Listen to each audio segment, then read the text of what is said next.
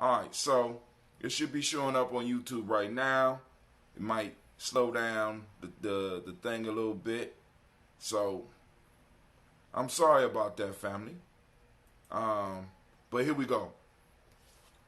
Lifting up our glass. Lifting up the glass. And here we go. Miles Brown, Miss Ann, Robert and Texana Davis, Herman Brown, Senior, Rosalie, Tilly, Georgia, William, Walter, Kristen, Fanny, Gaston, Aunt Lee, Uncle Chris, Aunt Fiend, Cleveland, Geneva, Brown, Margaret, Ellis, Wash, Ellis, Cecil, Ellis, Alvaro Brown, Jenny Gaines, Herman Brown, the second, Barbara 2H, Wash, Ellis, Jr., Katie Ellis, Nikki Ellis, Jamon Jones. Jeremiah Tappan, John Fallard, Montague Pittman, El Normal, X, Pet Mile, Rob Malika Fakur, Dr. Mary Ann Williams, Kojo Kamal, Elder Millie Dixon, Tony Clark, Pastor Yusuf Weston, Elder Ajani, Elder Ron Coleman, Elder Robert Donaldson, Alfred Burford, Hector Jr., J. Edwards, Carlo Harris, Grace Lundy, Inez Harris, William Bill Moss, Phyllis Rose, Sterling, Lucy Wright, Derek Gale, Pulley, and the Luxter brothers. Miss Edith Brooke Crawley, Miss Marie Nelson, Mr. Frederick Crawley Sr., Miss Jerry Brunson, Mr. Alonzo Johnson, Miss Marie McDowell, Janice Foster, Charles Jordan, Kel Smith, Walter Smith, Richard Trigg, Frank Johnson, Mary Franklin, Jimmy Williams, Daniel Ford, George Gibson, Natalie Loretta Clark, Inez McCrae, Fritz Clark, Frankie Justice, Katie Justice, Derek Grindelman, Virginia Rogers, Reverend Jane Smith, Lois Henderson, Cameron Spratling, Mary Elizabeth Walker, Raymond Walker Sr., Sarah Jane Carter, Michael Ford Jr., Keller D. Russell, Susie B. Smith, Teresa Clay, Melvin Dale Hines Jr., Herman Copeland, Mildred Copeland, Jenny Clay, Bird Beatty, Sarah Weller, Be the Farmer, Agos, Sue, Shell, Harvey, Aunt Charmaine, Aunt Evelyn, Theodis Hasbury, Harvey Hasbury Sr., Leonard Dickinson, T.C. Islam, Terrell Dunbar, Will Thomas, Sarah Berry, Mark Walsh, Merle B. Thorne, Pearl G. Thorne, Alec Johnson, Florence M. Carter, Joanne Thorne, Eric Patricia Lewis, Juanita Wright, Robert Wright, George Wright, Mary Eliza, Frederick Davis, Mary Elizabeth Rogers, Mary Esther Keach Reese, Linda Watson Hammonds, Jerome Giles Watson, Sparrow, Slimmy, Selvin Lewis, Andrew Holmes, Pearl Moore, Percy Moore Jr., Mitchell Owens, Booker T. Bowden, Charlie Hunt, Sammy Stover, Here to Pearson, Sturgeon Thorne, Richard Thorne, Levita Hall, Freeman Bankster, Mae Moss, Sophia Peacock, Willie Thorne, Napoleon Kennedy, Mark Ramsey, Paul Ramsey, Matt Ramsey, David Ramsey, Charles E. Thorne, Frankie Quells, Urania Thorne, Bernice Quells, Ernestine Jackson, Frankie Johnson, Teresa Mormon, Leon Johnson, James Leon Johnson, Charles Bell, Vivian Ramsey, S.C. Johnson, Del Rita Johnson, Leon Johnson, James W. West Sr., James Parham, Dana Jones, Henry World, James Farmer, Mary Chavez, Leon Grace, Bessie Johnson, Hattie Levester, May Moreland, Paul Moreland, Elder Caleb, Rosemary Martinez, Don Ted Wellman, Fred Douglas Triggs, Senior Thelma Triggs, Thomas and Lulu Berry, Lacey Eleanor Howe, Frank Russell and Davis, Fred Douglas Triggs, Second Vina Triggs, Reverend Eddie Moore, Helen Fuller, Eugene Jackson Sr., Richard Ellis, Silas Alexander, Charles Maxwell, Percy May Alexander, Arthur Reynolds, Stanley Lockhart, Ricky Lockhart, William Lockhart, Woodrow Lockhart, Brenda Porter, Deacon Hargrove, Carla Sawyer, Andrew Parker, Doris Donald, Ellis Murphy, D'Amico Russell, Dylan Monares, Jean and Ruth Jones, Jane Ann Callahan, William Walter West, Nigel Paris, Elder Basiji Fulani, Jim Robinson, Gladys Johnson, Valerie Clark, John and Mary Sullivan, Dirk Johnson, Antonio Johnson, Delise Waters, DePretis Hines, Inez Bostic, Anna Bostic, Winifred Scott Bay, Wilson Hadley, Elma Hines, Phyllis Lee, Eugene Spratling, Calvin Spratling, Charles Wooden, Penny Brown, Roy Lee Printup Jr., Miriam Johnson, Wilbur Longmire, Edith Cadney, Janice Carter, Michael Carter, Leon Pina Carter, Margaret Carter, William Carter, Lisa Jordan, Charles Lee Mosley, Dorothy R. Blair, Ransom Evans Sr., Sam Evans Sr., Naylan Blair Sr., Edward Stevens, Sue Ann Stevens, Joe Davis, Timothy Butler, Gene Holmes, Dana Jones, Peter Charles, Christy Nichols, Cardinal Robinson, Rosemary Charles, Ada Pearl, Bob Ingalls, Jack Wallace, Warren M. Finch, Warren P. Finch, Tim Ingalls, Audrey Finch, William Billingsley Jr., Jennifer Sensenball, Hazel Gasson, Jerry Brantley, Brian Watson Jr., Kaniko Parsons, Jason Cathy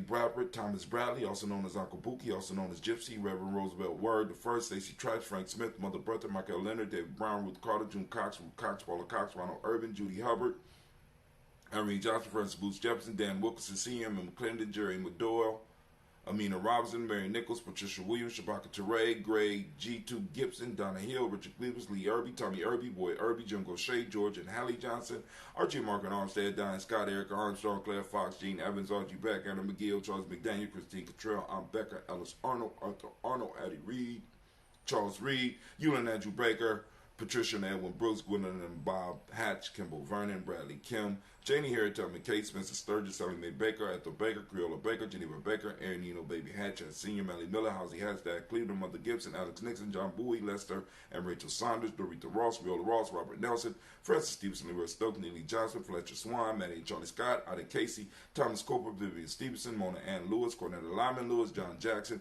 William Dallas Lewis, Mae Francis, Chappelle Jackson, Michael Slade, Joanne Perkins, Richard Jackson, Martha Ford Dawson, Big Mama, Nanny Harris, Eva Ford, James Harrison, Margaret Towns, Mary Williams, Leroy Key Heath Sr., Albert Moore, Miss Vanilla, Alice Motley, Geraldine Elizabeth, Douglas Thompson, Earlton Houston, Led Oz, Elijah Oz, Jerome Oz, Henry West Staten, Joe Jamel Oz, Ann Pierce, Donald Carter, Lily Green, Nathan Green, Beth Barnes, John Dewey, Ruth Beard, Tim Butler, Ramey Laura Newton, J.B. Foggy, Thomas Newton Sr., Barbara Naeem, Jeanette Sanders, Jerry C. Sanders, Roy Pruitt, H.J. Brantley Sr., Henry Wilson, Rufus Jenkins, Minnie Wilson, Catherine Sanders, Muriel Ellis, Elizabeth Sanders, Henrietta Irby, Mildred Armstead, Margaret Armstead, Captain Anthony, Ruby Brown, Charles Walker Sr., Charlie Walker, Cecil Russell, Don Urban, Haroon Phillips, William Ford, Margaret Logan, Phyllis Barnett, Lee Urban Sr., Michael Urban, Ozella Watson, Hugo Watson, John Caldwell Sr., Robbie Lee Caldwell, Nevaeh Mitchell, Ron McCormick Sr., Sabrina Easley, Rashawn Easley, Javed McCormick,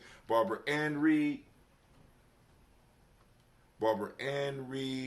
Dorothy Ann Reed, I'm going by memory until I find my space.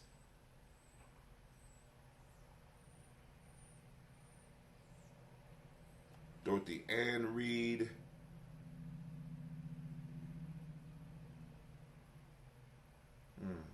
Let's just start at Jeanette Sanders, J. Sanders, C. Sanders, Roy Pruitt, H.A. Brantley Jr., Henry Wilson, Rufus Jenkins, Minnie Wilson, Catherine Sanders, Muriel Ellis, Elizabeth Sanders, Henrietta Irby, Mitchell Armstead, Mark Armstead, Catherine Anthony, Ruth Brown, Charles Walker Sr., Charlie Walker, Cecil Russell, Diane Urban, Haroon Phillips, William Ford, Margaret Logan, Phyllis Barnett.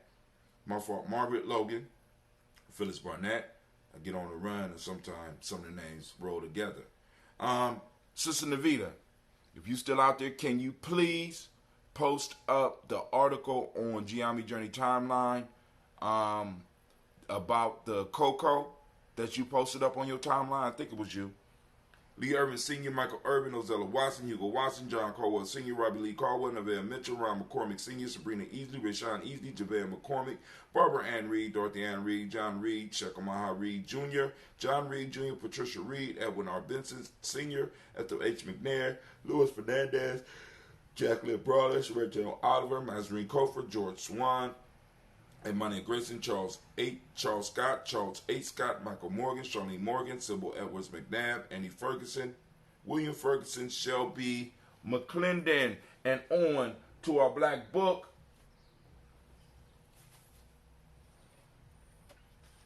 Joella Giles, James Carswell, Roberta Adams, also known as Aunt Sis, Elder Shaka McNair, Anthony Brown, Jonathan Ford, Lottie Gaucher, Cousin Tony, Michael Johnson, James Jimmy Johnson, Barbara Shang Lewis, Ronald Shelton Jr., Damian Top, Westina Banks, Joseph Bingham, Quincy, Mama, Aunt Lady, Abraham Isaac Cundiff, Aunt Barbara Lewis, Renee Johnson, Joey, Ryan Ross Riggins, Jermonte, Marcus Price, Ness Words, Marshawn McCarroll, Demetrius Beard, Herb Jepson, Ralph Mickens, Eric Walker, Quasi Sample, Candace Simmons, Cameron Clayton, Leonard Jones, Sade Garner, Melvin Scott Sr., Elder Clarence Lumpkin, Elizabeth Johnson, Frank Smith, Stacey Trice, Denise Goray, and Nathaniel Hassan Turner, Khaled Essien, Nigel Turner, Demetrius Lewis Flint, Alberta Woods, Geneva Simmons, Daniel Tilley, Angeline Gatt, Sharifa, Oscar Kane, Audrey Gripper, Dominique Nichols, Ruth Elaine Johnson, Teresa Sambu. We lift up our glass and we salute those marvelous ancestors that stood in for us when we wasn't able to stand in for ourselves, that whisper words of wisdom in our life that many of us are just now understanding. We salute. Navita, you posted it in the group, baby. I need you to post it on the page, not the group, the page. All right, so we lift up our glass and we say Ashe. Now I got to figure out, because sometimes people get it mixed up. So I'm trying to figure out why is the page and why is the group. I don't know. So we lift up our glass, we salute our ancestors, and we say Ashe. From there, we move to the present. Okay, cool. Thank you very much. We move to the present moment. Right now, we're on Imani. I'm asking everybody to link in with your reticular formation and what we need to do when we get out here today. We need to search out and find Imani. Hashtag Imani. Hashtag Imani found. Hashtag Imani in action. Hashtag Imani in motion. Right? Right? So the PC is finding our principles in action all around us to remind ourselves, constantly reminding ourselves about what we're supposed to be doing so that we could take it just beyond us changing the nomenclature of the day to us actually looking for these principles on a daily basis and expecting to find the principles on a daily basis. Because what we look for, we find. We know this, right? So, all right, so now, family, for those that don't speak the language, Imani means faith. The Imani principle of the day is harmony. Beautiful principle. The M7 that we teach the young people, or the M7 that we use at the school, is trust. The color is red. I've been able to find all my shirts this week. Hermetic law is gender.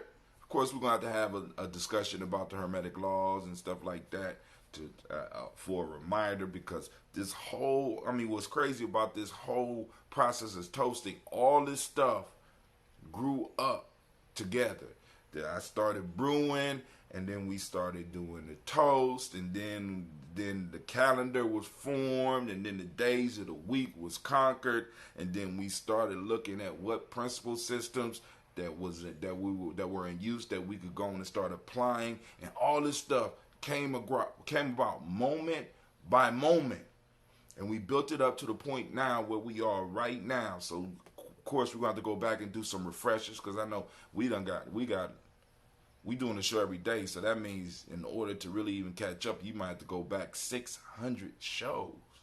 Wow. Consistency, right? Come on, family. I'm not playing with y'all. Male name for the day is Kwesi. Shouts out to all the Kwesis out there. We got Kwesi Clee. We got Kwesi Low. You know what I'm saying? Female, Akusua. I'm still looking for my 2 people per day. We need a male representative and a female representative for that day that you was born on. Of course, the only one we got popping off right now is once again Quabbing out. But hey, we got Cool G Chocolate popping off. We got ones and possible. We got any other with both?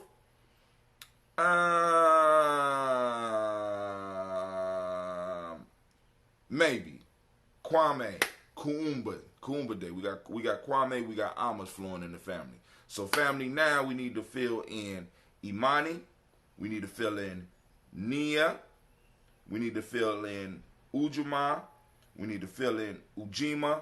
And we need to fill in Umoja, right? Because I know y'all out there. So we lift up our glass and we salute this moment. In this moment, we uphold our pact with our ancestors and our pact with our future generations by us handling our business now and always reaching for the guidance of our ancestors and listening to their wisdom that has been left to us, or researching it and finding it to make our moment more powerful. By making our moment more powerful, we prepare a space for our future generations to do their thing, right? Build their pyramids of greatness, right? So we lift up our glass and we salute. And what that means, what we say after that, we say Ashe. From there, family, we move to our future generations. We toast our children, our children's children's children, on to infinity, because we know we have always been and we always will be. And we pledge to them that we will make sure that you have your space so that you could do your thing. And we salute you now, so that when it's our time to be toasted, you will be able to raise your glass high and be like, they did it for us before we was here. We shall do it for them. And they will never be forgotten. Because hell for an African is what? Being forgotten. So from there, family, we lift up our glass, we say Ashe, and we move to right now where we toast all of our relations. And we lift up our glass and we salute all of our relations, and we say Ashe, Ashe, toasting all our relations. From all our relations, we move to that selfish toast. This is for you, family. What do you need in this moment in order to move towards the next level of your being, moving to your highest self? You know what I'm saying? Your best self. Being able to reflect right now in this moment so that you can knock down all of the barriers that may be standing in your way. We lift up our glass for whatever it is you say, and we say Ashe. From there, family, I want to toast the most magnificent, beautiful, uplifting, outstanding, incredible, strong and wise, faithful individual in the room. And I raise my glass to you, and we say Ashe, Ashe, Ashe. Family, I wish you peace, power, joy, and 100 years. We say, Ashe, Ashe, Ashe. Let's drink up. Oh, my God. Let me go and drink this because this is going to be the last. Man, lines are open. Lines are open. I put open. Open. 614-556-4535.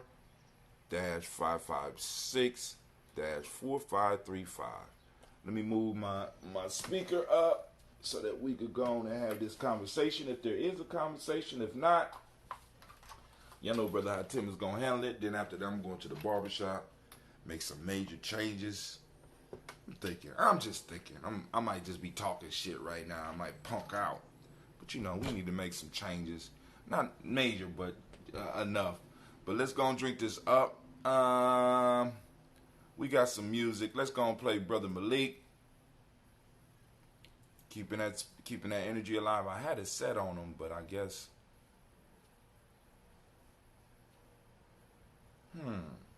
What we got? Here we go. This little old man, he gonna lick a tom-tom. He's got mad flavor, born under with a humby diggy he don't. Abdul is about to come.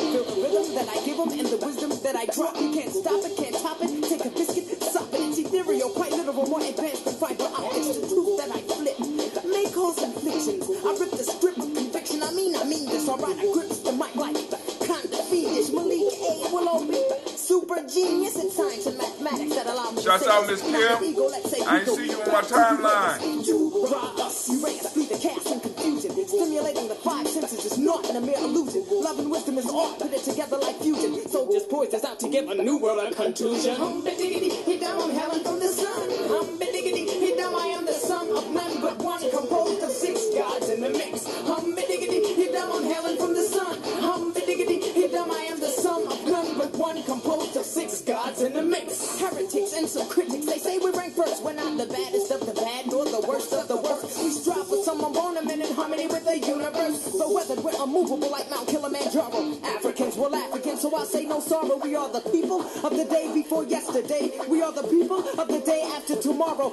I have a dream someday that our youth will be walking down the streets, contemplating, nibbling on ginseng root, giving hell to those who aren't hard for sure, but for show.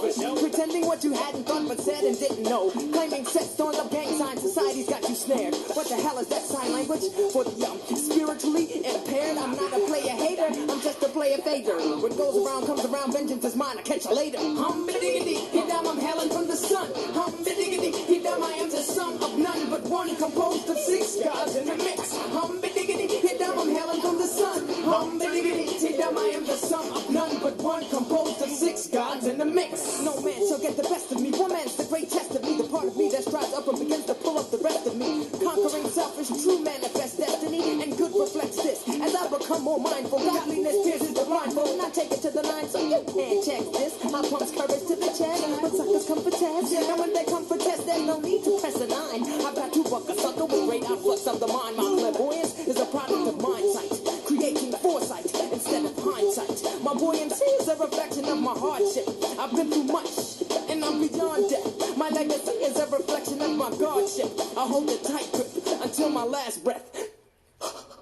Hum-ba-diggity, hit dumb, I'm hailing from the sun. Hum-ba-diggity, hit dumb, I am the sum of none but one, composed of 6 gods in the mix. No gimmicks, just a few turntable tricks, executed by DJ Superman, top notch. More vision than Black Watch, he steps upon the heads of DJs like a quick game of hopscotch. Wherever the top drops, then we must begin with musical sustenance. True, that comes through the eye of the storm, though cosmic in fact. This child's tracks are produced in his humanoid form. We are the sum of none but one. Sum of one, Brother Malik, will it be? He was he graced us with his presence. I mean, he been coming out to the malls. He came to the Malcolm X celebration, and I was gonna call him on stage, but he was so adamant about not being called on stage, family. I mean, because it's hard when you got family like that, and you be like, shit, you got a star in the crowd. Let me pull it. He got to. He said, man, you better not call me. I said, all right, bro. Because as you start getting older, I know I'm getting old too. Well, I'm older than him. I'm about the same age as. I'm older than him. So, he still got a little energy. I should have called his ass up anyway, so we could have got something. But I think coming soon, man, I want to do something where I want to see Spirit perform again. So I got to figure out how we going to do that. Oh, man, that feel good. Y'all got to excuse me, man. This heartburn been kicking my ass, and I'm trying to figure out what the fuck is it burning, because I don't have nothing in me but juice and water. What is going on?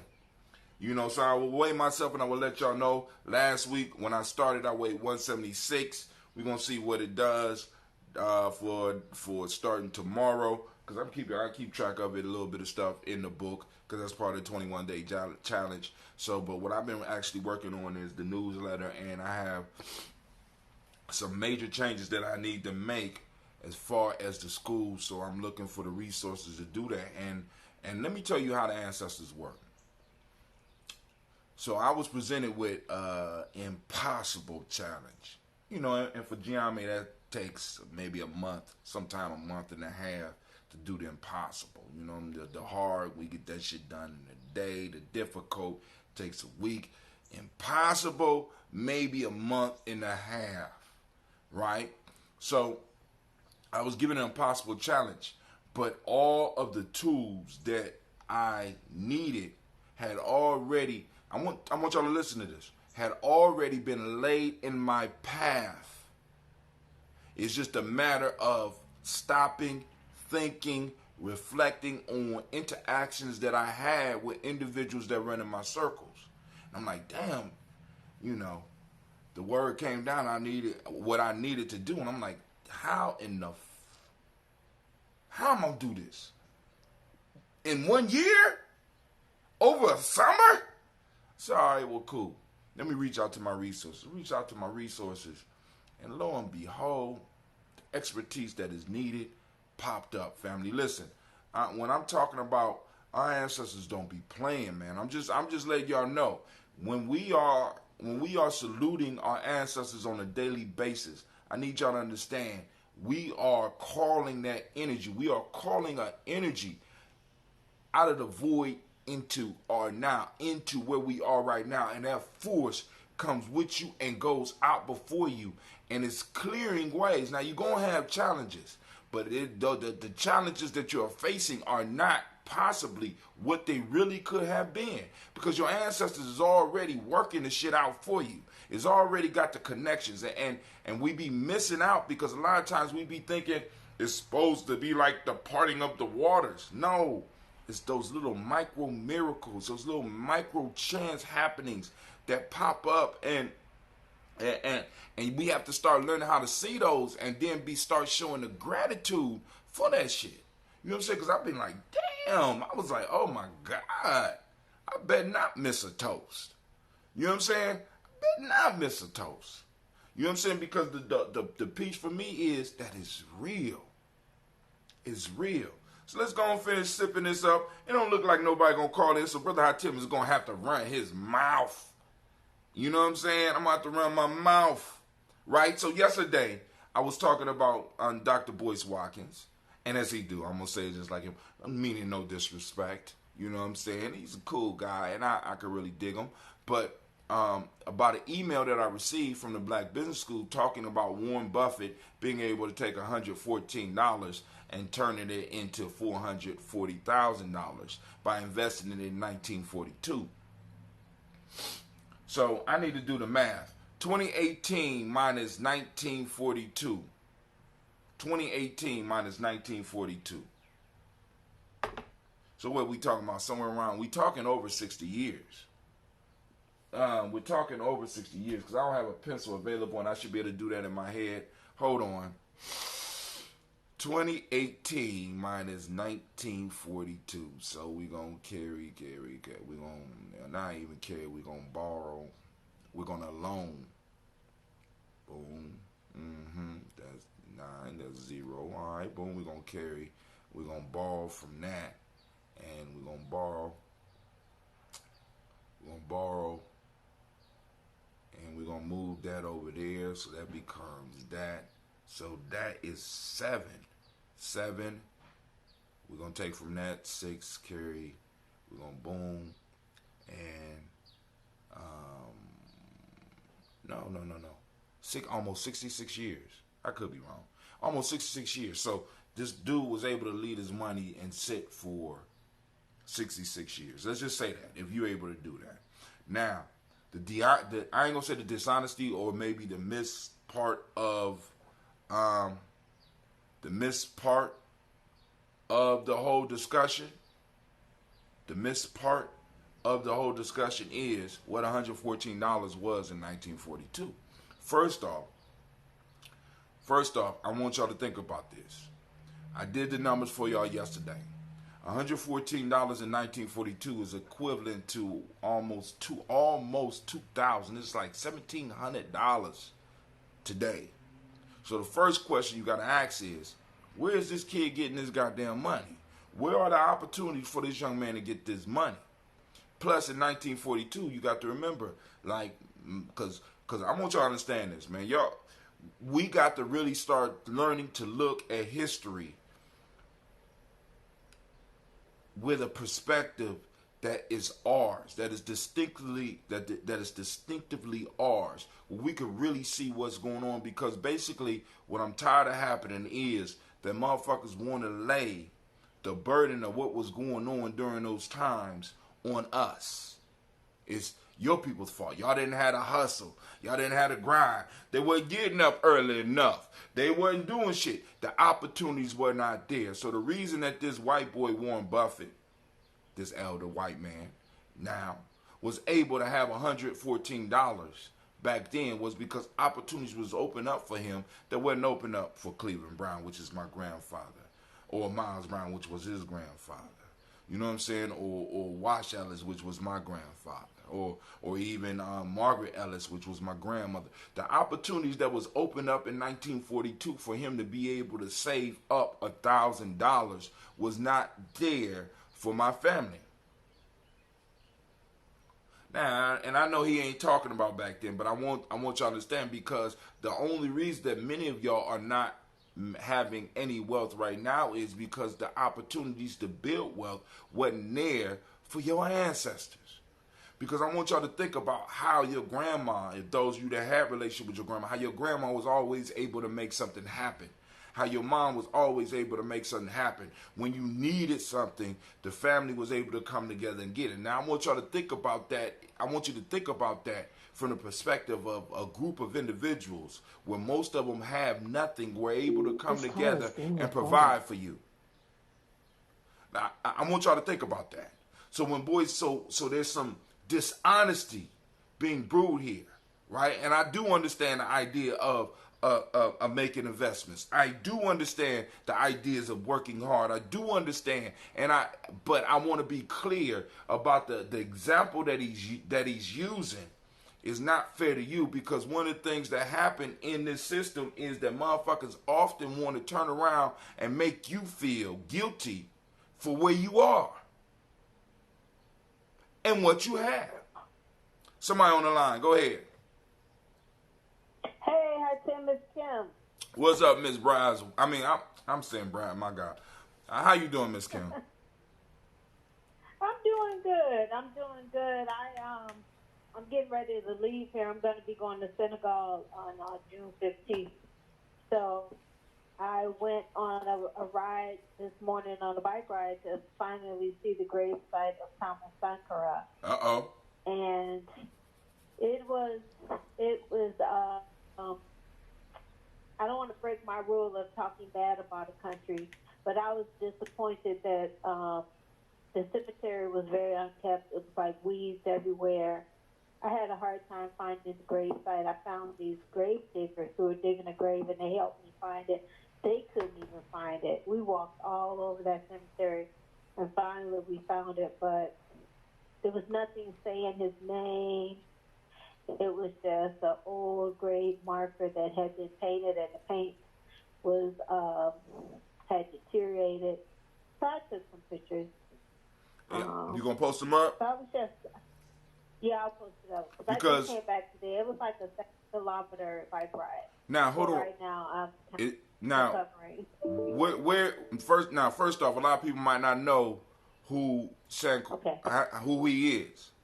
Second off, oh really? Is he in Burkina Faso? Or you yes. Okay, cool. So now, explain, because I want you to understand the significance of what she's saying.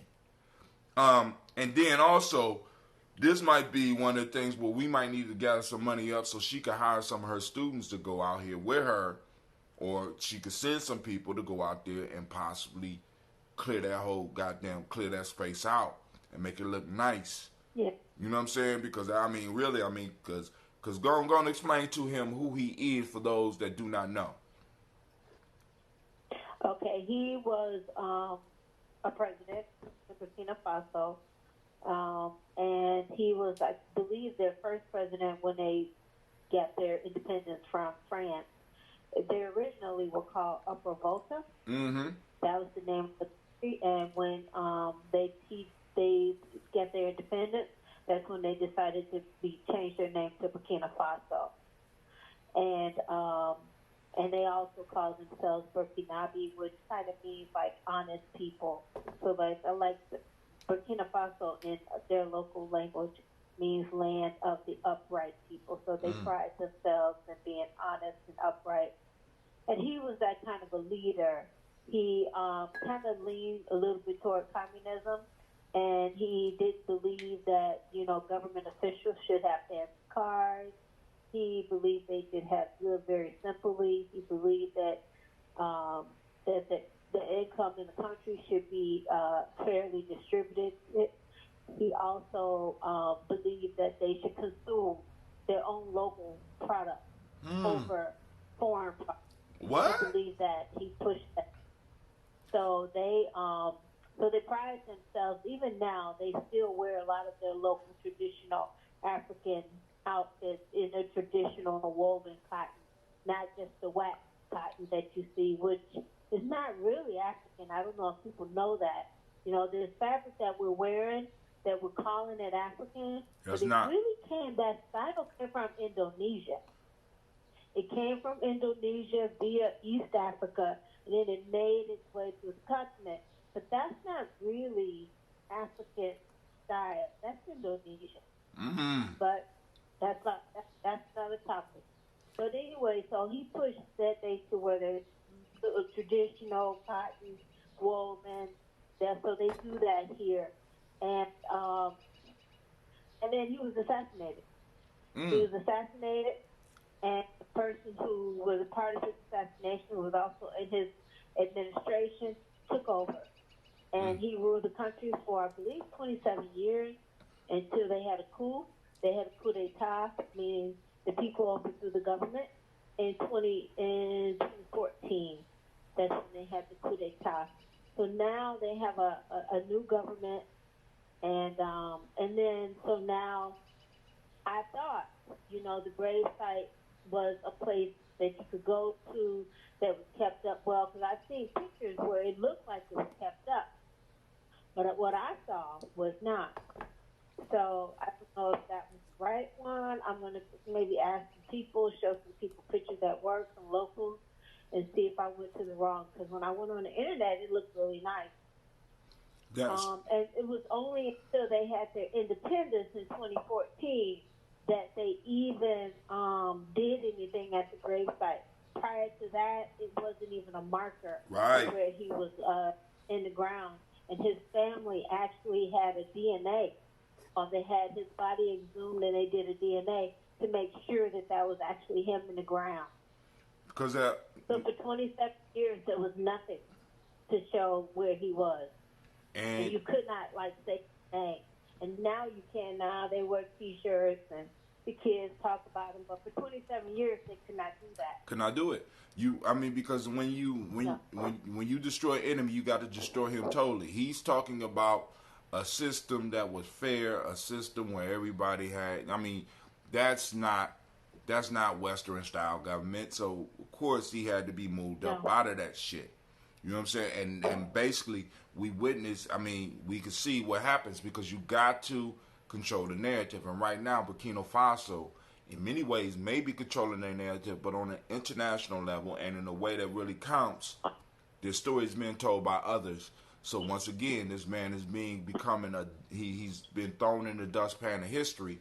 And if that's going to happen, we got to motivate some of the young people in Burkina Faso to be able to do that. And it's coming around because what a lot of people don't understand is that with ADOS claiming who they are, claiming where they are, and claiming what they're owed, this is going to get other people amped up around the continent and all over the world about identifying who they are and what they came through in their struggle. And Burkina Faso will have no choice but to look back to Mr. Sankore. We'll have no choice but to look back because right there was a nexus point, a major event that happened. And I mean, like I've said, because when people start, and you have to make them forget. But now let me get back on your boy Boyce Watkins real quick, and the intellectual dishonesty, and maybe it's just an oversight. But family, I want y'all to understand. Like for example, one of the numbers I constantly throw out for y'all, and I want y'all to remember this: that when you take away all the depreciating assets, like the car, in some cases the house for those that own it, and you take out all of the couches and all that stuff, the median black family is worth $1,700. In 1942, this white boy in his pocket was holding if you took that, he was holding the wealth of a black family today in his pocket in 1942. So now, actually, if you wanted Boyce Watkins' idea to work, you would have to be able to invest $1,700, somewhere between $1,700 and $1,800, and just let it sit for 60 some odd years. And I'm not saying that's not the truth, and I'm not saying that won't work. But what I am saying is the reality that we are faced with is the fact that most of us, especially those that listen here, most of us are helping taking care of other people. Most of us are picking up responsibilities that are not necessarily ours. Most of us don't just focus on our lives because we got other people's lives around us in meltdown. So we always feel that, all right, this little $100 ain't going to hurt me. This little $20 ain't going to, because we are communal people. This is what we did. This is what we understand. It's never just, for most of us, even though we talk about the bag, it has never just been about the bag for us. Although this is the narrative that's going out, and if we keep on allowing this narrative to go out, it's going to damage future generations. It's never been about the bag. It's been about the principles. It's been about the community. It's been, you know what I'm saying? Even when you look back at, if you go back in the past and look at some of the other narratives that's around some of the devastation that hit our community in the 70s and 80s and 90s, you will see even individuals that was doing the wrong thing was doing some right things in their community. It's crazy. You know what I'm saying? The only narrative we hear is that these motherfuckers was tearing shit up with guns that they didn't make in their own neighborhood, selling dope that they didn't grow in their backyards. You know what I'm saying? But we don't catch it, right? But and it's all cool. So all I'm saying is that when people give you these narratives, I want you to dig a little bit deeper. All right?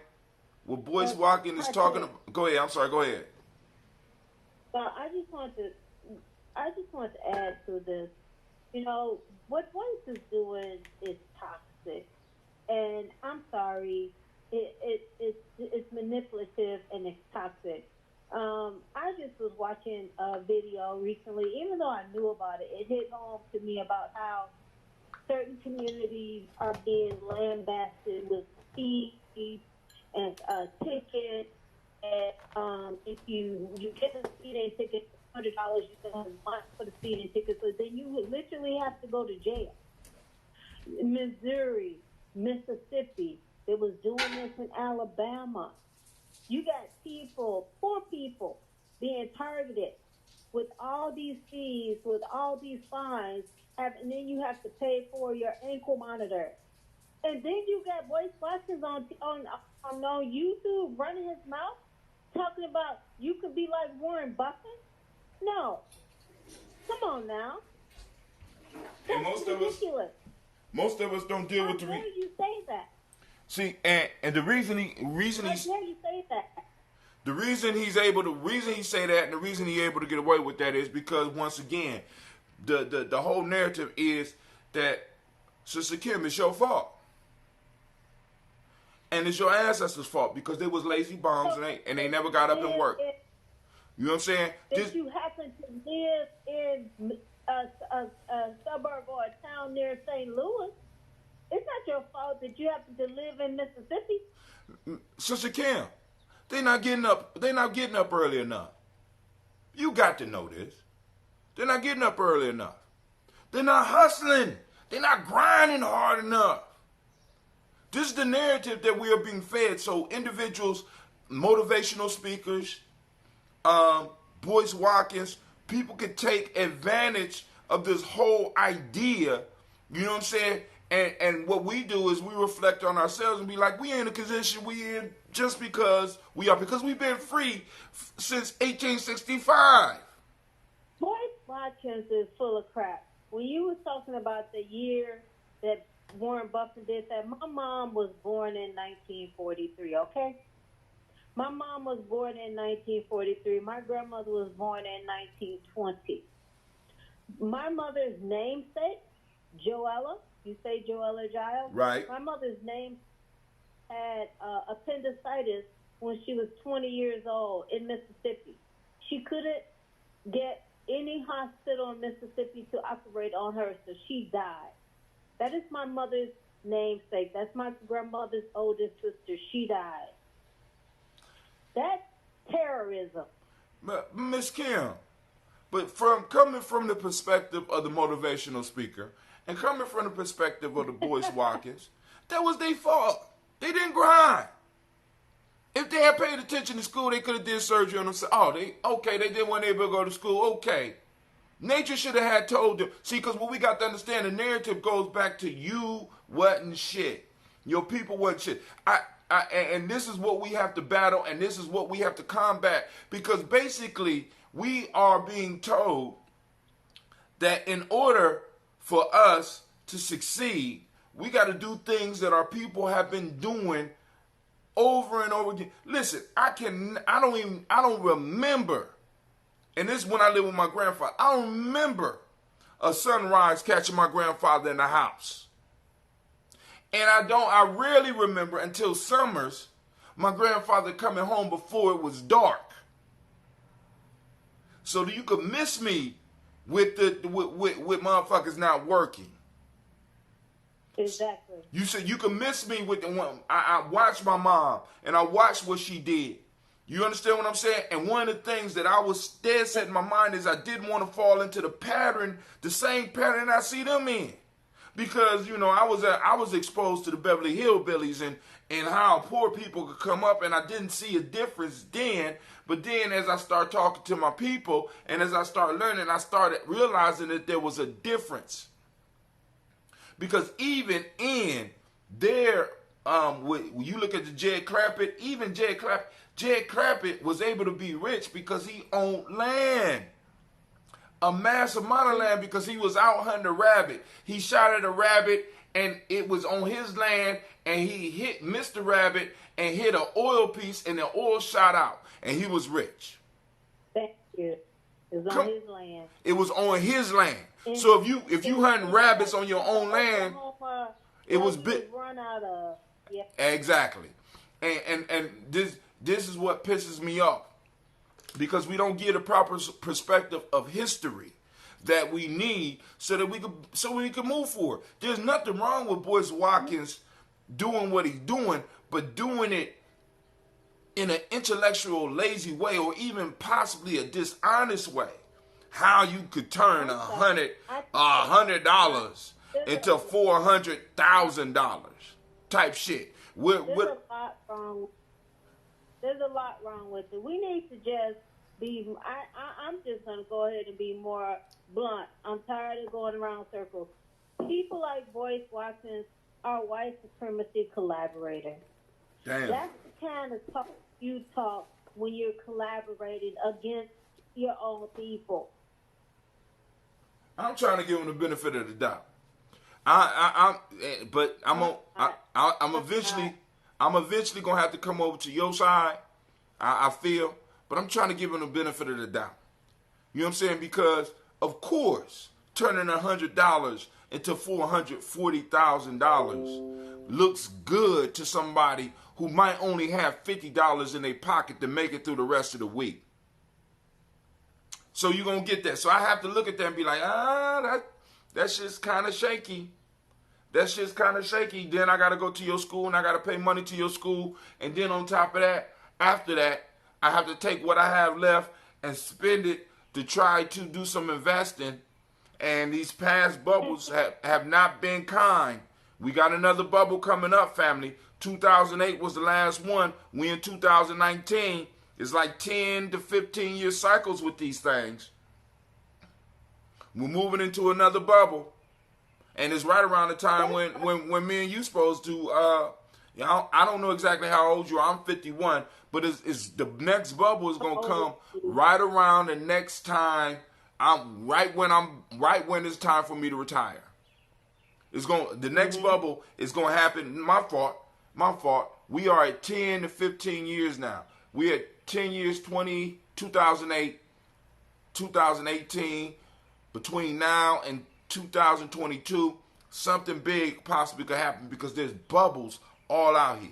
And then on top of that, they talking about you need to get out and grind. Family, I want y'all to understand. Big bank take little bank all the time. Let me, because I said on a show a long time ago, black folks are only want to talk about spending power. What is spending power? Spending is all the money that you have to spend. This is not dealing with extra money after you take care of the basics. No, spending power takes in account the money you pay for gas, the money you pay for gas in your house if you live in a place that has winter, the electricity bills that you take, the soap that you buy, all of the necessities. Buying power talks about all that. It's not a separate piece. And I challenge anybody out there to prove me wrong. It's all the shit that you need to survive. Now, let me say this. Has spending power. That don't mean nothing. Now, Just farm have spending power. Who? You got to spend to live.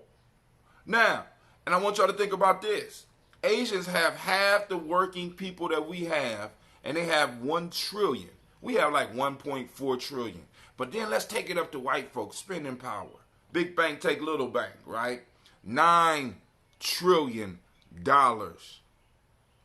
Spending power. Nobody ever talk about that shit.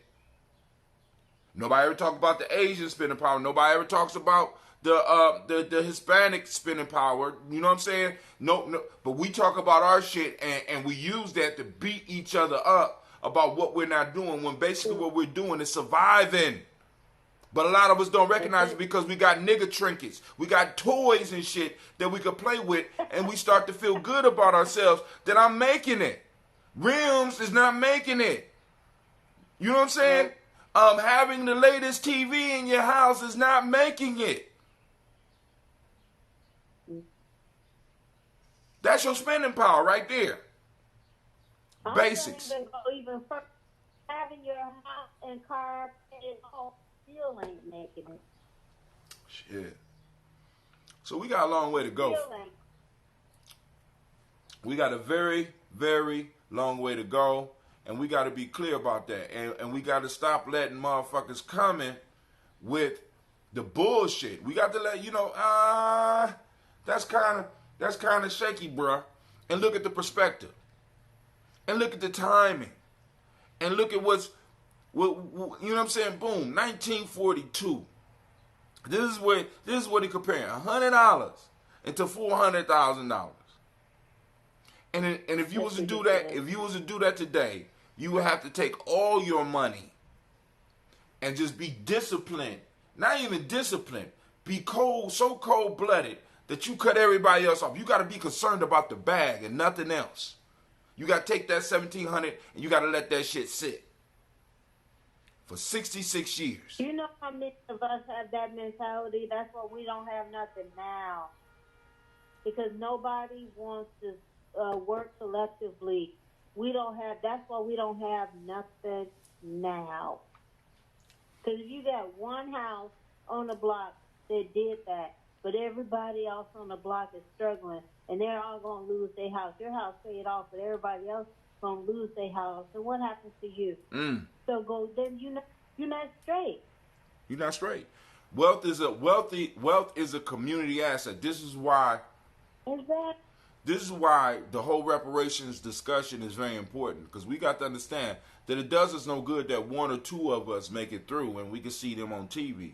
What we need is a community of individuals that have access to capital, access to wealth, actual real and true spending power.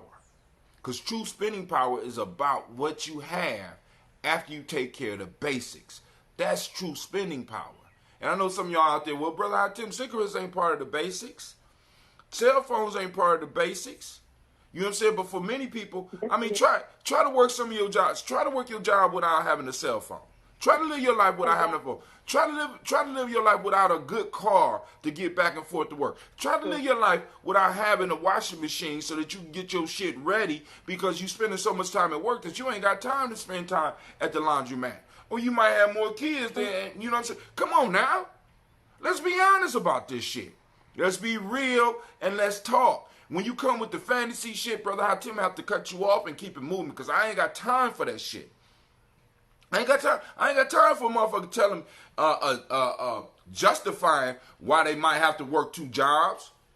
I want to work two jobs. Nobody want to work two jobs, motherfucker. Stop lying. No. If you got time to work two jobs and you're very successful, you got time to create your own job.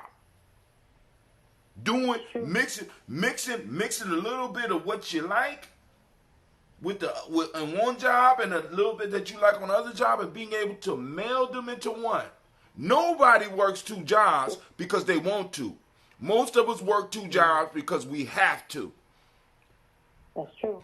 Come on now. I was blessed because my grandfather, he fell into a trade where he was able to take care of the whole family. But prior to that, my grandmother was working every day. So when I came home, I had a whole different experience than the majority of young people that I was working with. Because when I lived with my grandparents, when I lived with my mom, I would come home and be me and my sister. And then I'd go outside and play with my friends. When I came to my grandma's house, with no fuckery or foolishness going on at all. Because she was there. It was stability. Somebody's on the line. Who else on the line? Hi, this is LaShawn calling. I was just browsing and heard the conversation in regards to spending power. Yes, ma'am. In regards to blacks here in America alone, between us alone, we have a $2 trillion spending power. The problem with us is that we do not understand the ability to create our own infrastructure. That's something that we lack.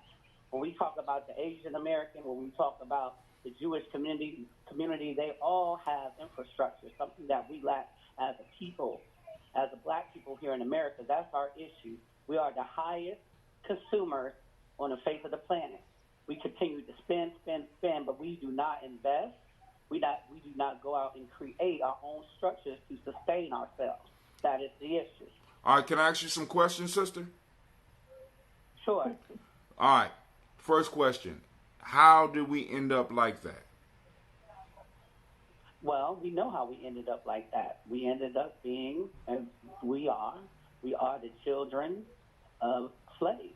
Okay. So that's what took place. We all know that this country was built off of the backs of our forefathers and our foremothers and slave labor that we have yet to be paid for, labor that our people was not paid for. Okay. And that's what happened. Next question. But we live in a... Okay, go ahead. Next question. So slavery ended in 1865. So after that, what's the excuse? There is no excuse. There is no excuse. The excuse is that we as a people choose not to educate ourselves. That's the problem. Can I challenge you on that we one? live in a day and age. Can I challenge you on that one? All right. Do you know who was the fastest? If you look at the studies, do you know who was the fastest group to educate themselves? Out of any group in America, who was the fastest group to educate themselves? It's supposed to be us. It was us. It wasn't supposed to be. It was us. Now, not only that, do you know how many black towns were created after slavery? Oh, there were several. Oh, okay. Now, well documented. Now, because what I'm trying to do is walk you through a line before I get to the point that I'm gonna make. Now, when you look at all these black towns that were developed, what happened to them? They were destroyed. By tore down by who? By the colonizers. Okay. By the colonizers. Now, also, many of the resources that these communities needed to survive, did they come from within the community, or was there a transaction between other communities and this community and those communities? Hi, Tim. Go ahead. I just wanted to ask you to clarify. You said they were destroyed by the colonizers. Did you say that? Well, they were. I mean, we look at what took place in Tulsa, Oklahoma. Over 3,000 of our people were murdered. Okay? We look at what took place in Pennsylvania. I mean, anytime the blacks have attempted to establish self-sufficiency here in the United States, it has always been destroyed by the other man. We didn't do it. By who? Say it. Okay. I mean, be clear, because we need to be clear, because I want my kids. Okay, by the white man. Okay, cool. Now, because let's be clear, sister, because I want you to understand, because this is where the crux of what me and Kim is talking about. So would you agree with me that we have strived to educate our own? Yes. We have strived to develop black businesses. Yes, we have. We have developed our own infrastructures by creating our own cities and our own sides of towns. Yes, we have attempted to do so. All right, cool. And we did all this in spite of all of the roadblocks as far as our full citizenship in the United States of America. That is correct. So from 1865 all the way up until about 1961, we was doing all these things.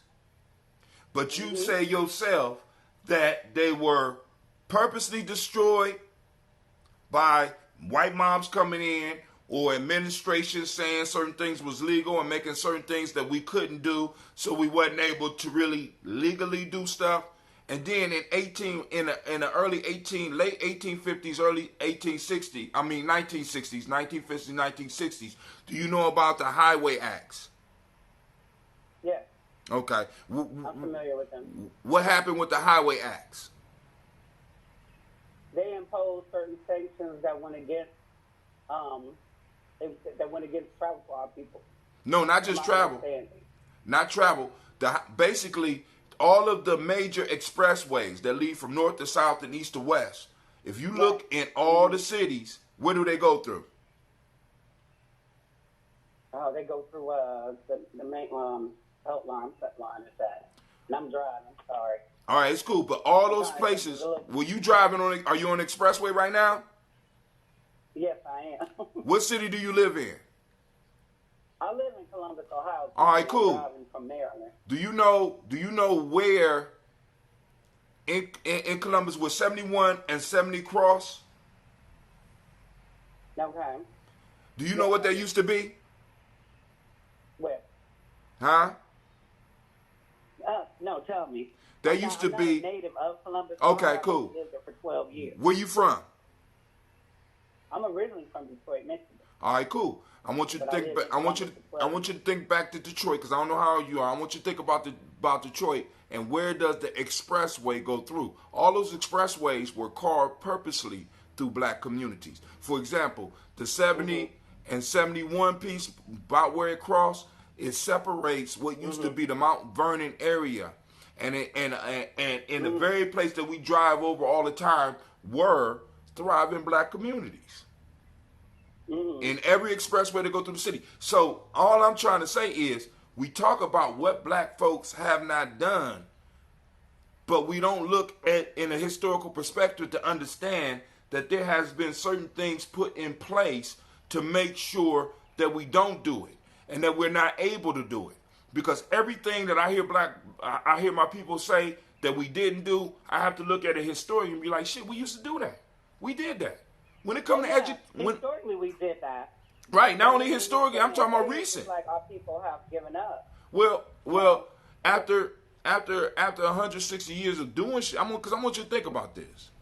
You build some shit, somebody come and tear it up. You build some shit, they make a law and pass an expressway through your shit. You build some shit, next thing you know, it's illegal.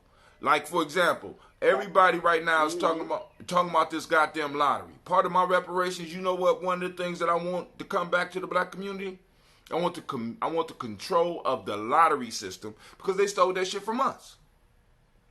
It was illegal all the way up until the states took that shit over and was able to fund these organizations that's making millions, billions of dollars.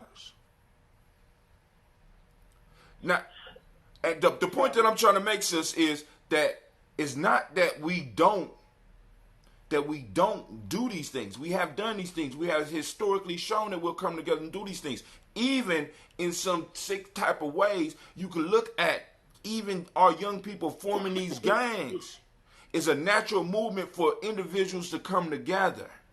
But then, once again, when you count in and factor in that most of us are being educated by others, not for our own benefit.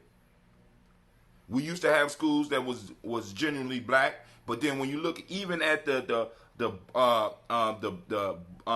Brown versus the Board of Education, all they was asking for was equal access to the shit that they paid taxes for.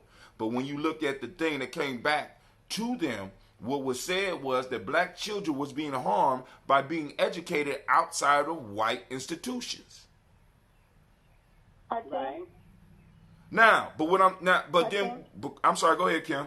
You know I'm on a roll. You got to stop me. No, I know. I just had a question for her because she compared black people, African American descendants of slaves, to Asians and Jewish people in terms of how they kind of built up infrastructure. And what I want to ask her this is, Jewish people, in particularly, they were given Israel. Yeah, 1949, they were given Israel, and then we know the ones that occupy land here in the United States. But the thing is that they collectively keep their dollar amongst their own. That's what I meant when I stated that, building their own infrastructure. We will spend outside of our own. We won't. Most of our people will not support black businesses, and that's where I was going with this in regards to that when I made my statement. We understand. I mean, if we want to successfully cripple this system, it has to be done by law, and that is the thing. The white man fears law; they don't care. But the moment that you start, if they become effective financially, then that's when you get their attention. Oh yeah. Okay. What type of attention do we? Okay, they fear. What type of attention do we attract? When we start doing that. I hear you.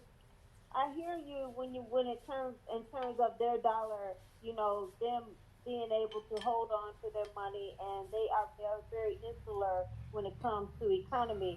That's one of their traits, and that was them in every country, not just in the United States. That's Jewish people in every country where you find Jewish people. That is what they do. And that is part of the problem that they had in Europe. Being like that with Europeans is different from being like that in America and the United States. So I think when you compare us to them, I don't think that's a valid comparison. I don't really see us being able to make that comparison. Our communities, our situation is too very different to compare it to them. Because you're talking talking about a people who've been a people for thousands of years. Black people in America, Right. we have been created oppressed, as yes, people we know that. for hundreds of years. So we Right, a nation living within other nations. Well, that's who we are. yes, and they Well- they And the lived people in living this inside another nation. nation. Well, actually, I would challenge. And they've been doing that. They're experts at that. They've been doing that Exactly. for a very long So- time. But we learning how to do that. We're still learning how to do it. And that is what we need to do. In order for us to be able to take back what rightfully belongs to us, we have to be able to shut down the system that they created. And the only way to do that is to stop supporting their system. Whether that goes I and build agree. outside. I agree of with the you on United that. I States. just think I agree. I agree. I'm not saying you're wrong. You're right. I'm just saying there are levels to that. It's not Yes, there is yes levels or to that. no.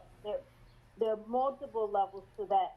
And where Indeed. we are, we're at a very low level because we have some people who have that mindset who try to spend their dollars within Black people. You do have some of us who have that mindset, who live that life. But at the same time, we have majority who want to live a corporate life and they just want to get their nice things and they don't really care about circulating their dollar within us. Yeah, they want to be a part I of. totally agree. Right, but now Right. let me bring it back. Let me bring it back because like let's say we do compare the whole Jewish piece. What is your homeland? Where's your homeland? Our homeland is Africa. Africa's a continent, land. Yes, continent. We can't, Africa is not our homeland. But hold on, I mean because this So some of us, I mean this. some of us are indigenous to the land. I don't even want to go there. I don't even want to take it there. What I want to talk to you about right now, because one of the things that that we have to understand as a people, so that we can start doing, once again, redoing shit that our ancestors have already attempted. Because after a certain amount of time, there's only so many times that you're gonna try something. But check this out, sis. I want you to think about this. What is Black folks in America's homeland? Well, Black folks in America, their homeland, what they want to identify with would be the U.S. of A. All right, cool. That's it. That's our Now, because the bottom line fact is, we have been here. Some of us could trace. Some of us could trace our lineage in this land, regardless of what the laws are. Right. We could trace our lineage back 8 to 10 generations. So this is our homeland. But effectively, we have been made a foreigner legally in our own homeland. Right. And as a matter of fact, we have built up the infrastructure for all the shit that's happening in America right now for it to happen. And we know that we have been separated to pockets in places where individuals are able to take advantage of this, where they are able to come from their homeland and basically take advantage of us. Like, for example, you go to any corner store, like you driving right now, you can stop at any corner store. You're not going to walk into a corner store in a Black neighborhood in most cases where there's a person that look like us. There are laws and regulations that make that possible. So the laws and regulations have been set to keep us as a bottom caste. Now, some of the things that you're saying that we need to move on, that we're refusing to do, when it's not necessarily that we're refusing to do, it's the fact that we have been totally locked out through the laws here to keep us in the position that we are in. And until we start getting activated politically. See, now, one of my favorite scenes in The Godfather 3, which is I hate that movie, but I watch it. But I love Godfather. Was when one of the young Corleones was talking to an Italian politician, and the politician told him, he said, economics is a gun, and politics is knowing when to pull the trigger. We are not exercising this whole idea of politics being the trigger puller, or even being a person that aims. And what we have to do is, because getting beyond just the spending power, because living in this, do you know what's going on with Sprint and T-Mobile? What is it again? You said what? Do you know what's going on with Sprint and T-Mobile? No. No. Okay. Do you know what's going on with T-Mobile and Amazon? No, not currently. Okay. Do you know what's going on possibly between GM and another major car producer in America? No. Nope. Okay.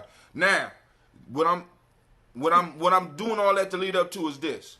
We have a plutocracy or something like they pronounce it that, oligarchy that's Yeah. forming. You're right. That's formed where you have the idea of big bank take little bank.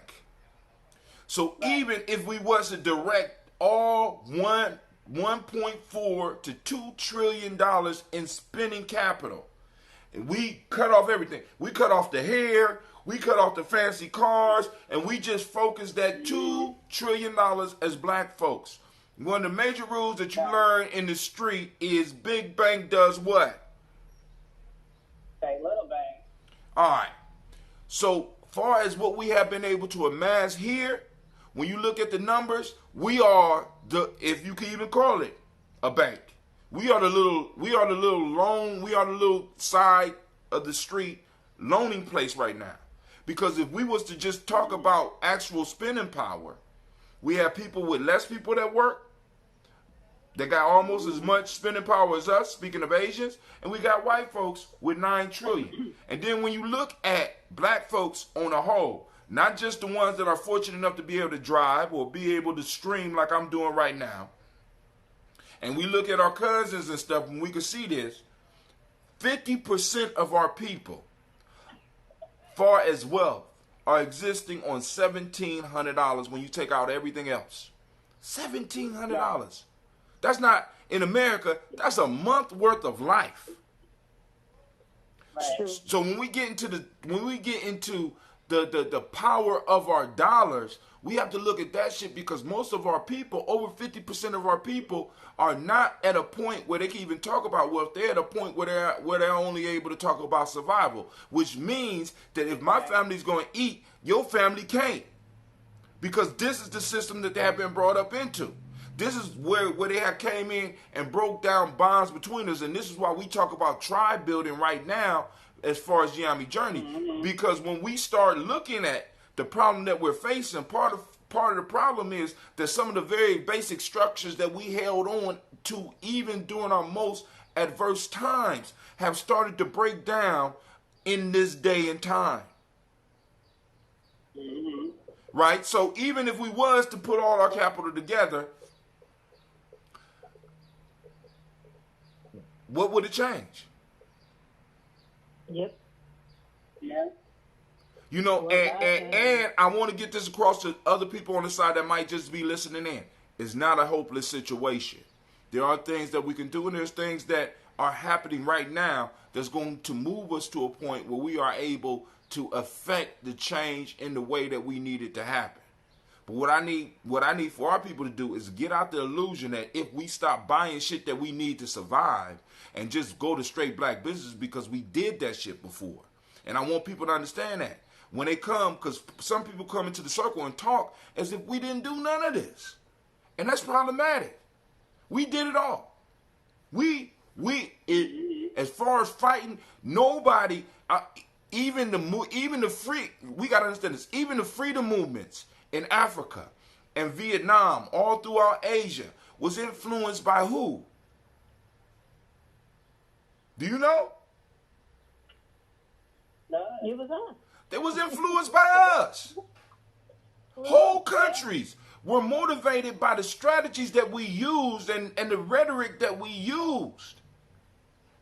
But for some reason, the shit never totally worked out for us. And there's several reasons for that. Nope. And until we start really dealing with it on a political level, and then and even while we're trying to deal with it on a political level, start getting those small pockets of people where we could talk about doing stuff. And not just falling for the hustle that somebody is selling, saying some intellectually dishonest shit like take $100 and turn it to $400,000. over 66 years. That shit is not honest, because when you look at the actual numbers, what I was trying to get to is, when you look at the dollar in 1942, a dollar from 1942, let's just say $100 from 1942 is worth $1,700 right now.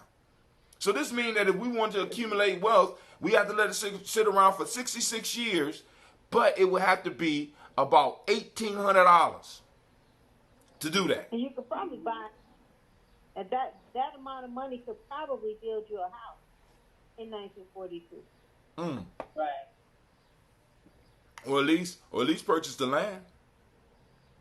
Yep, at least purchase the land. See, all of the comparisons that we use for us are not comparisons that are right for ADOS.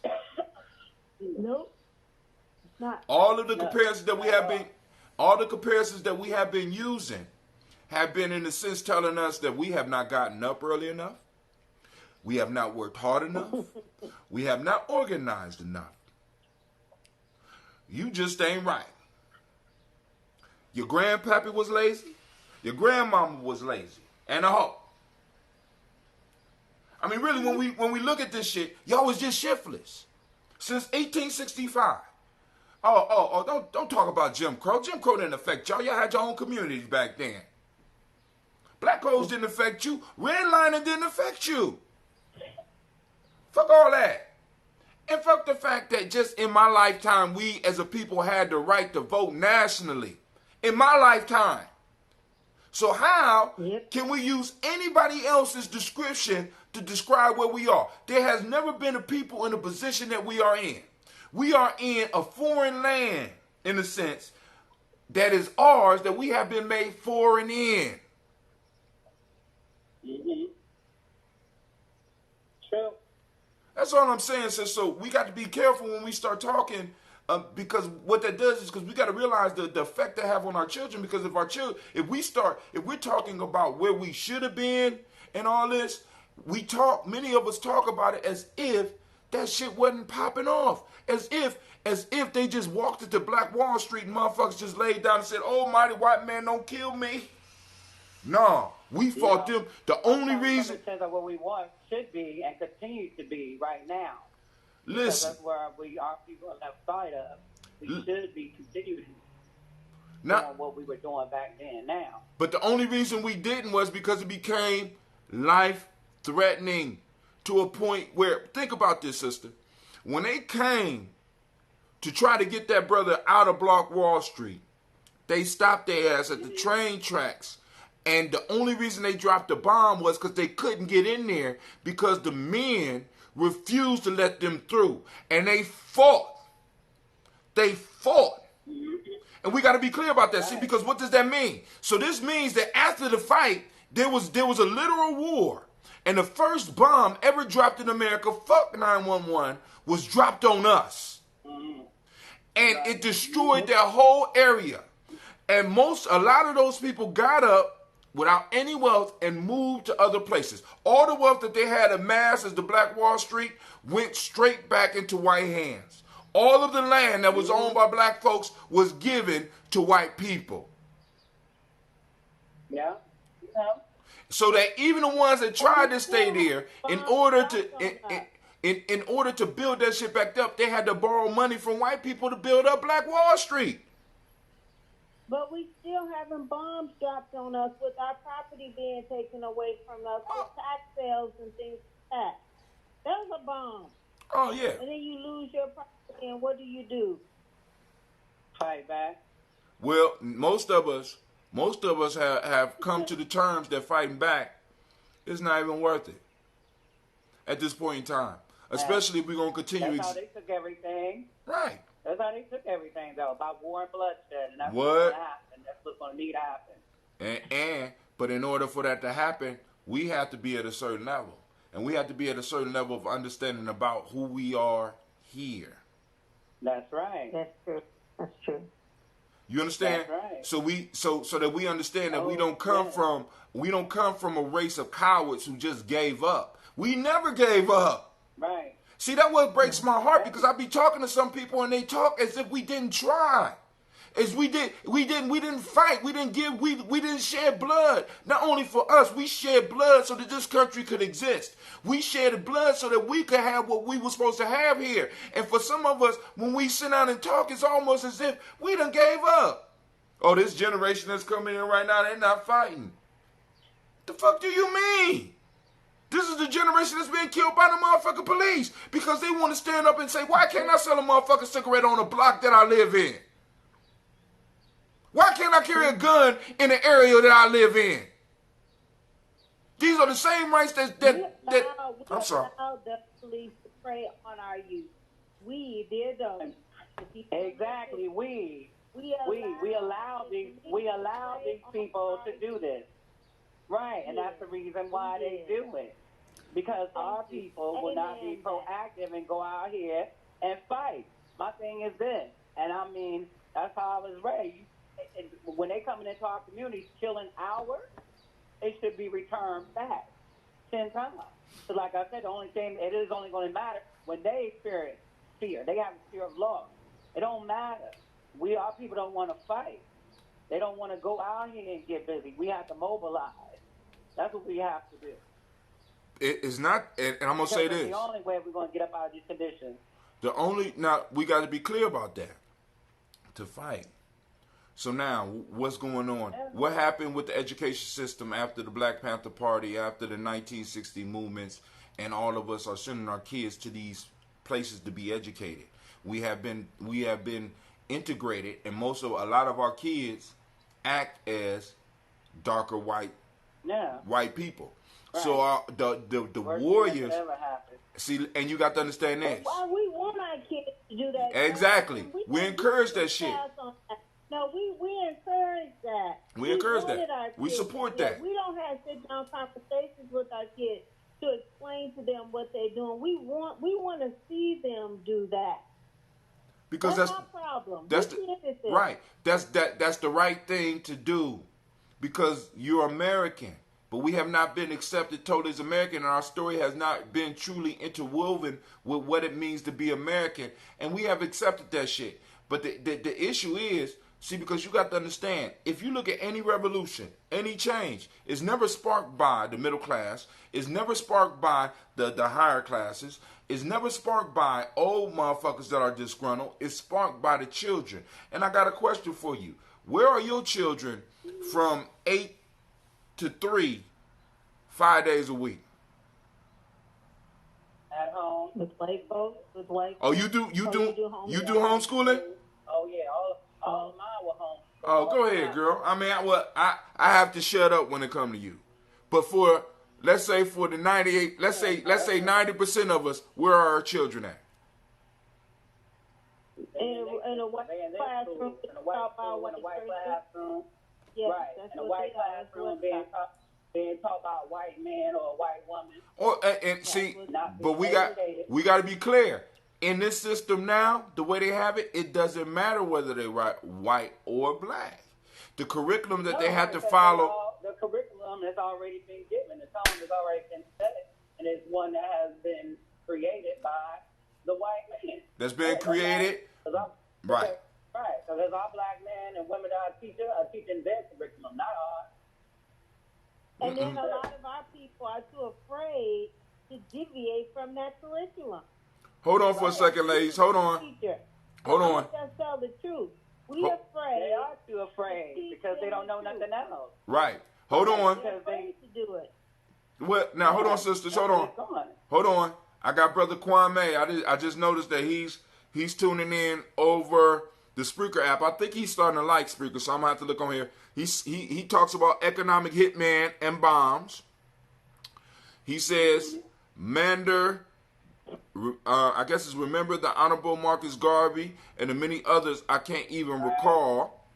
He says 37 minutes ago there's a duplicitous message that he gives because if he is challenged, he can says he's referring to compound interest and not the idea how much is invested. He talking about Dr. Boyce Watkins.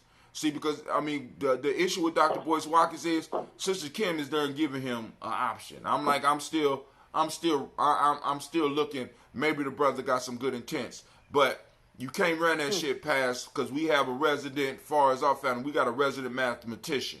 You know what I'm saying? So, thank you for saying the Ancestor brother's name again.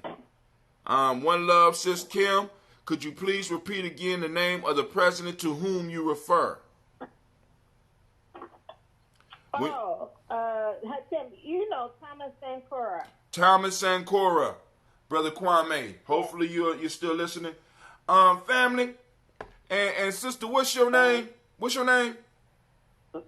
I'm LaShawn Rainey on this post Here. Well, how you driving and typing in? Don't be doing that shit while you with me.